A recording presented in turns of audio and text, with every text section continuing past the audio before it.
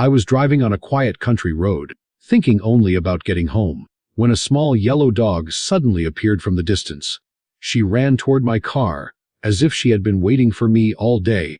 Her eyes were not angry or afraid. They were pleading. Behind her, several tiny black puppies followed, stumbling on their small legs. In that moment, I understood something simple and undeniable. They were not crossing my path by accident. They were asking for help. That morning had started like any other. The sun was bright, the fields along the road were calm, and there was nothing unusual about my drive. I was on a rural road, far from the city, where houses were few and silence was common. I remember enjoying the peace, never imagining that within minutes my entire day would change. From a distance I saw movement on the side of the road. At first I thought it was just another stray dog wandering around. But as I got closer, the dog began running toward my car with urgency. I slowed down, curious and a little worried. Then I noticed something else, several small puppies, black and fragile, coming out from the bushes behind her. It was not normal behavior. Dogs usually avoid cars, especially in the countryside. But this yellow mother dog seemed determined to stop me. She stepped onto the road carefully, looking directly at me through the windshield, as if trying to say something without words. I felt a strange heaviness in my chest. Something was wrong. I pulled over to the side and turned off the engine. The moment I opened the door, the mother dog walked closer, wagging her tail weakly. She wasn't aggressive. She wasn't even energetic. She looked exhausted, thin, and desperate. The puppies gathered around her legs, small and dirty, clearly hungry and confused. I decided to follow them.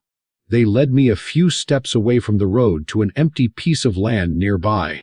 It was a deserted rural area, no houses, no people, no shelter, just dry ground and silence. That was where they had been living. Abandoned. Forgotten.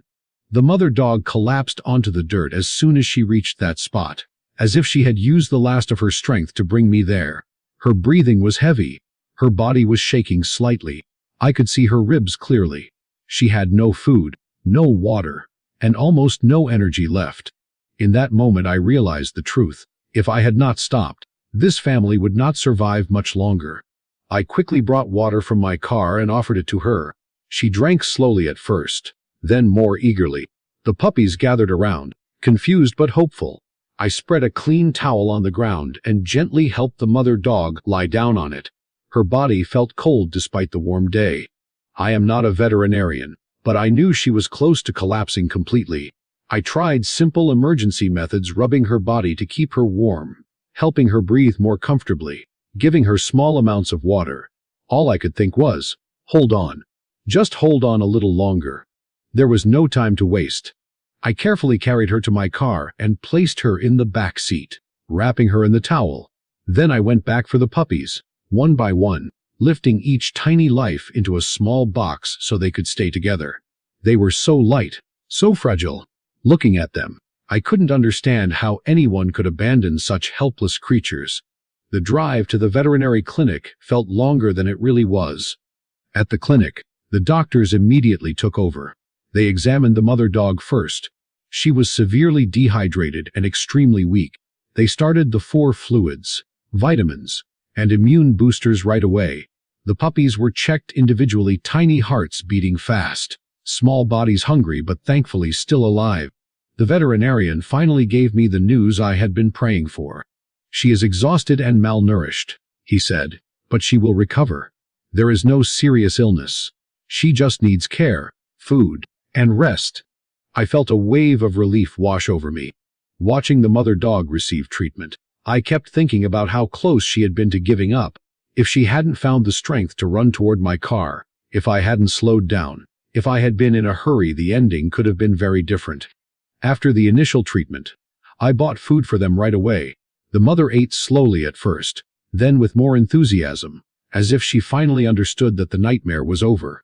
The puppies were fed as well, their small tails wagging weakly. That day, without much hesitation, I made a decision. I would keep them. Some decisions in life are complicated. This one was not. I brought the whole family home. The first thing I did was give them a proper bath.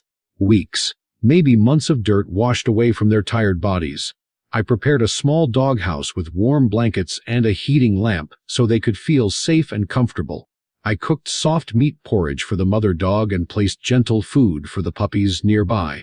Seeing them eat together for the first time is an image I will never forget. There was no fear in their eyes anymore, only gratitude and quiet happiness. For the next 3 days, I focused on nothing but caring for them. I woke up early to check on the mother, making sure she was warm and hydrated. I fed them several times a day. I cleaned their little space and spoke to them softly, letting them know they were safe. Little by little, life returned to her body. By the 3rd day, the mother dog was already stronger. She could stand on her own. Her eyes were brighter. She began nursing her puppies again, licking them gently, acting like the caring mother she had always been, just without the burden of starvation. The puppies, too, became playful and lively. They wobbled around the doghouse, climbing over each other, discovering that the world could be kind after all. Every time I watched them, I felt something deep inside me settle. People often ask why we rescue animals. They wonder what we gain from it. The truth is simple. We gain nothing material, but we gain something far more valuable: the knowledge that we did not ignore suffering when we had the power to help. That yellow mother dog didn't run to my car by accident. She ran because she believed someone might care. And I am grateful that on that day, I was that person. Today, they live peacefully with me. The mother is healthy and strong again. The puppies are growing quickly, full of energy and mischief. What was once a hopeless scene on an empty piece of land has turned into a small family filled with life. Sometimes I think about how many stories like theirs end differently, without a car passing by, without a person stopping, without a second chance. This time, fate was kinder. I didn't plan to rescue a dog family that day. I was simply driving home. But life has a way of placing responsibility in front of us when we least expect it. All we have to do is choose compassion. That quiet rural road could have been the end of their story. Instead, it became the beginning. And every time I see them sleeping safely together, I am reminded of a simple truth. A single moment of kindness can save an entire family.